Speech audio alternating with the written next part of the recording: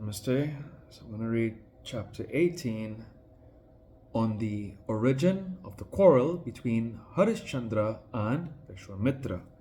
Om Vakratana Mahakaya Surya Koti Samprabha.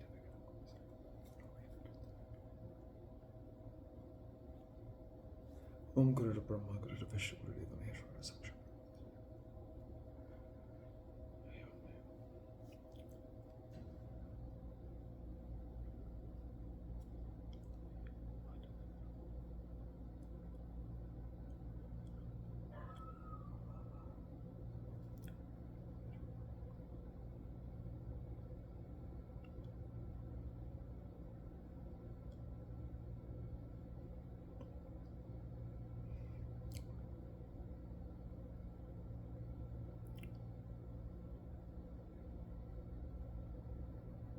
Hari Om Tat Sat. Vyasa said, O king, once on a time Harishchandra went out to the forest on an hunting excursion, and while roaming to and fro, he saw that a very beautiful lady was crying. The king, seeing this, took pity on her and asked, O fair one, why are you in this forest crying alone? O large-eyed one, has someone pained you? What is the cause of your sorrow? Express this quickly before me. Why have you come here in this dreadful lonely forest? What are the names of your husband and your father, O beautiful one? In my kingdom, no demon can give any trouble to another's lady. I will immediately kill him who has given you this trouble. O thin-bellied one, be comfortable, do not weep. Tell me why you are in this sorrowful state. Know that no sinner can remain within my territory. Hearing the words of the king, the lady wiped out her tears by her hand and began to say, O king, I am Siddharupini, of the nature of success. To get me, Vishwamitra is practicing terrible austerities. So these troubles have arisen from him, the son of Kausika. O king, for this reason I am sorry in your kingdom. One of good vows, I am a gentle, lovely lady. Still that Muni is giving me so much trouble. The king said, O large-eyed one, no longer you will have to suffer any more pains. Be patient. I will go and make the Muni desist from his tapasya. Thus, comforting the lady, the king went hurriedly to the Muni Vishwamitra and, bowing down to him, said with clasped palms, O Maharishi, why are you ailing your body by this terrible severe austerity? O highly intelligent one, for what great noble cause are you practicing this hard tapasya? Speak truly to me. O son of Gadi, I will fulfill your desires. There is no need of your practicing this severe penance. Please get out of it immediately. O Maharishi, you know everything. What shall I say anything further? See, it ought not anyone to practice this extremely dreadful tapasya, causing troubles to the people within my territory. Thus prohibited by the king, Harishchandra, the Muni, became very angry at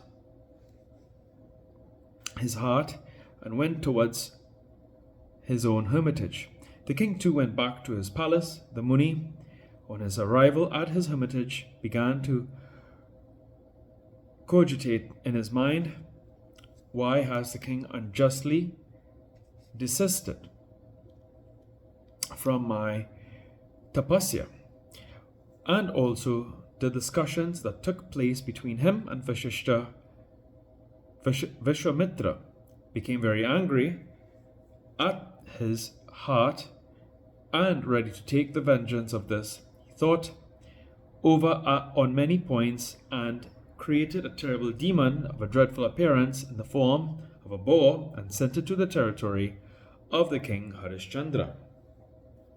That terrible boar of huge body entered into the kingdom, raising a dreadful sound. The guards became afraid at this terrible noise. Entering into the forest, the boar began to whirl round and destroy the Malati forest. At another place, the Kadamba forest, and at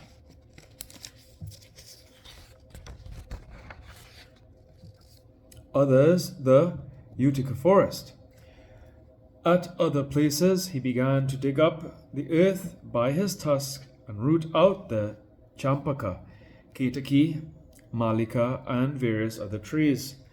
At other places again he rooted out nice gentle usida, karavira, muchukunda, ashoka, vakula, tilaka, and other trees, and so massacred the nice gardens and forests. The forest guards then, taking their weapons, rushed forward on that boar. Those that were making garlands and the florists became very distressed and uttered uproars of consternation. That boar, as if an incarnate of death, though rooted out with flights of arrows, could not be terrified. Rather, when he began to harass the guards very much, they became very much afraid, and being very distressed, took the refuge of the king, and trembling, said, "O king, protect us, protect us." And they cried piteously. Seeing the guards terrified and distressed, the king asked them, "Whom do you fear so much, and why you are so distressed? Speak truly before me, O guards. I do not fear the Deva nor the demons. So tell me, who has created this panic amongst you? I, no doubt, will send that vicious cheat unto the door of death by this arrow. Who has come against me in this world? What sort of enemy is that? What is his form? What is his power? And where is he residing now? Speak this quickly to me. By that enemy, a Deva or Danava, I will slay him immediately by the multitude of arrows."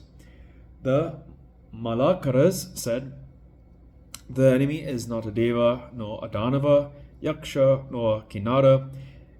It is a boar of a huge body that has entered into the forest, very powerful. He is uprooting by his teeth all the beautiful flower trees. In fact, he is ruining all the gardens and forests. O king, we shot arrows at him, struck him with cudgels, cudgels,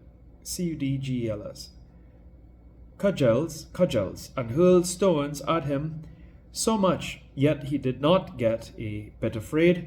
Rather, he turned back to kill us." Vyasa said, "O king, hearing these words, the king's fury knew no bounds, and immediately getting on horseback, he went towards the garden and forest. Then the horsemen, elephant drivers, charioteers, and infantry all followed him. When the king went there, he saw the terrible boar of a huge body whirling around and around and making the particular sound in the forest.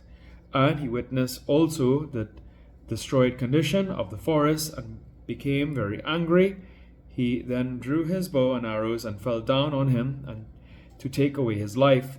Seeing the king coming angrily towards him with bow and arrows in his hands, the boar began to sound more terrible and ran forward before him. The king saw the boar coming towards him with his mouth wide open and began to shower arrows upon him to kill him. The boar immediately made those arrows useless and very violently and quickly jumped and passed away over the king. When the boar passed away, the king angrily drew his bow with great care and shot sharpened arrows at him. One moment the boar came in the king's sight, and at another moment he vanished away. Thus the boar began to flee, uttering all sorts of sounds. The king Harishchandra then became very angry, and drawing his bow pursued him, mounting on a horse, swift like the wind. The soldiers then entered the forest and scattered hither and thither. The king alone pursued the boar. The sun entered onto the meridian, and the king came to be alone in a lonely forest. His horse was fatigued, and he too was tired and hunger and thirst. The boar went away out of sight. The king also missed his way in that dense jungle and became greatly absorbed with intense cares and anxieties. He then began to think, "Where shall I go now? There is none to help me in this dense jungle." Especially, I do not know the right path. While he was thus thinking, he saw all on a sudden a river with a clear water in that lonely forest. He became so much delighted to see that flowing river, and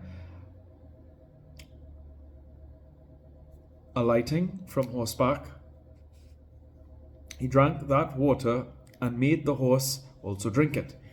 He became much relieved by drinking and thought he was much bewildered not to find the right track.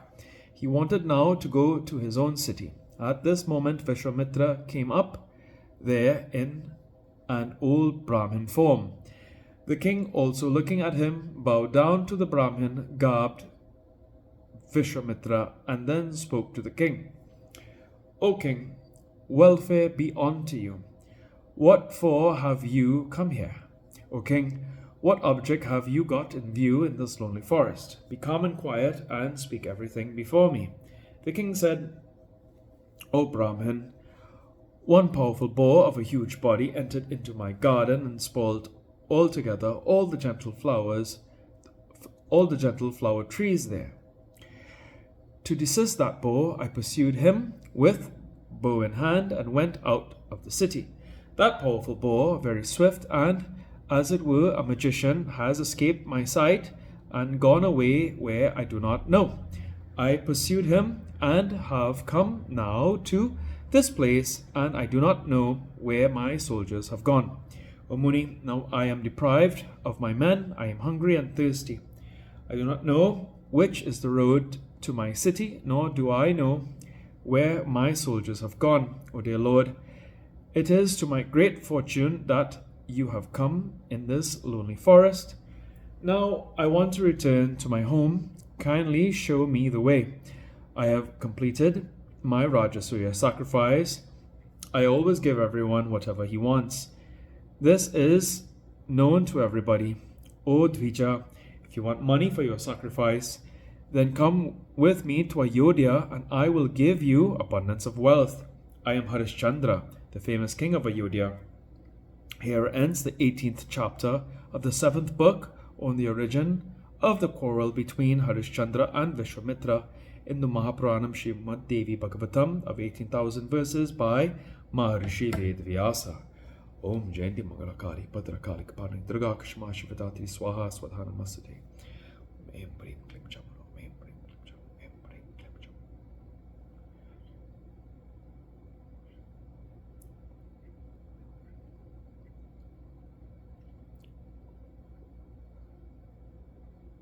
Om Tuya Mata Chavitatu.